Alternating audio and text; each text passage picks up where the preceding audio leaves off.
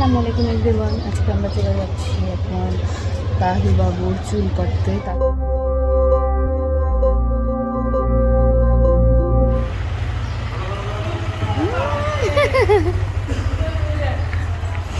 তোমার চুল দেখি। তাহির বাবারও যে অবস্থা, দাড়ি, ওনার তো দাড়ি এক গাদা আর ওনার চুল এক গাদা। আমরা এসেছি হ্যাভেন টাচ জেন্টস পার্লার। প্রথমেই তাহির বাবা ওদের প্রাইস লিস্টটা দেখে নিচ্ছিল। তো বাচ্চাদের চুল কাটতে নেয় 100 টাকা।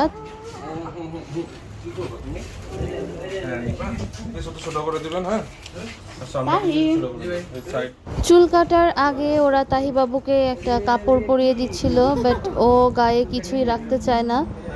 একটু পরেই অস্থির হয়ে আবার খুলে ফেলেছে। সুন্দর লাগছে মা, সুন্দর লাগছে।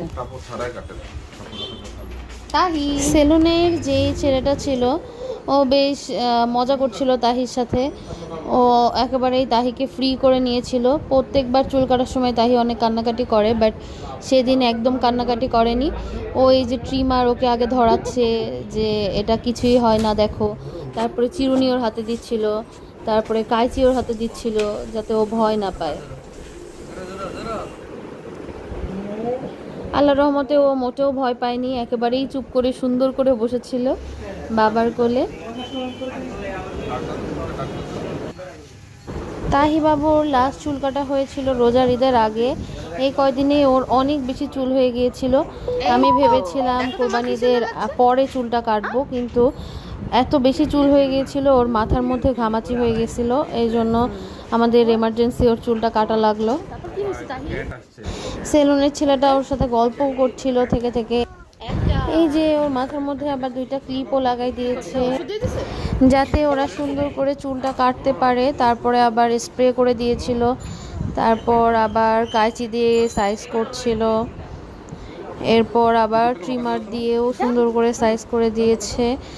আসলে যশোরে আমি চুল কেটেছি ওর, তো এত কিছু ইউজ করে না, বাট এই ঢাকার সেলুনটাতে অনেক কিছু ইউজ করেছে, করে সুন্দর মতো চুল কেটেছে। আর তাহি বাবু একদম সুন্দর মতো বসেছিল।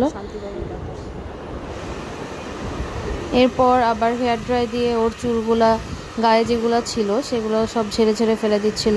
তাহির পাপার গায়েও যেই চুলগুলা পড়েছিল সেগুলাও ঝেড়ে ঝেড়ে দিচ্ছিল। তো মোটামুটি ভালোই লেগেছে। নেক্সট ডে আবার তাহি বাবুর চুল ওদের কাছ থেকে কাটানোর ইচ্ছা আছে। তো এরপর আমরা বাসায় চলে যাচ্ছি। আর আমি সাথে কিছু সিঙ্গারাও নিয়ে এসেছিলাম, আমি এখানে দাঁড়ায় থেকে থেকে সিঙ্গারাও খাচ্ছিলাম। তো আজকের ভিডিও এই পর্যন্তই। সবাই ভালো থাকবেন, সুস্থ থাকবেন, আমাদের জন্য দোয়া করবেন। আল্লাহ হাফিজ। Please do like and subscribe our channel and press the bell button.